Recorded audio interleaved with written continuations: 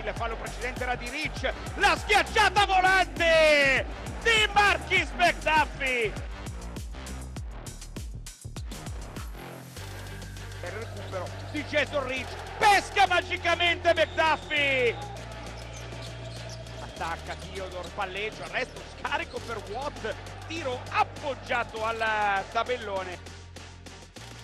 Corre adesso in contropiede Sanders, dall'altra parte Vitali può andare fino in fondo ad appoggiare con il fallo piuttosto ingenuo di Lynch, che infatti chiede scusa. E allora ultimo tiro per Napoli, il pallone affidato nelle mani di Luca Vitali che si prende la tripla frontale, 2 su 2 liberi, 4 rimbalzi, 2 recuperi e un assist. Dall'altra parte De Nicolao risponde al fuoco, Theodore Barini praticamente fa una difesa faccia a faccia, alla fine in qualche modo Theodore recupera la palla e fa realizzare da 3 punti. Ora Victor Sanders ha aggiornato ancora il massimo vantaggio con la tripla, risponde Luca Vitali.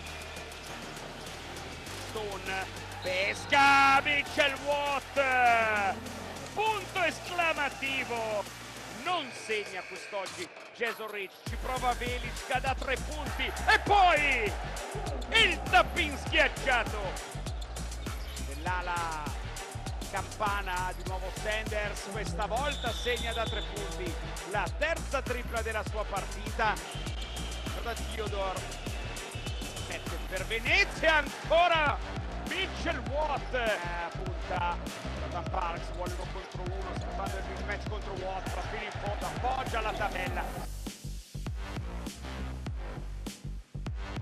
Nel frattempo Tay contro Marini, di talento purissimo, il canestro di Austin Daye, il rimbalzo Napoli che adesso è davvero sotto nel punteggio, ancora di più con Eric Lombardi.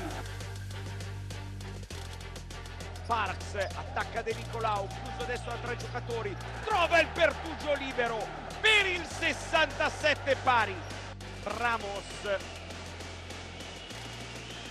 para frontale da 3, da post di Parks, fronteggia contro Bramos, Vitali tira frontale da 3, la tripla.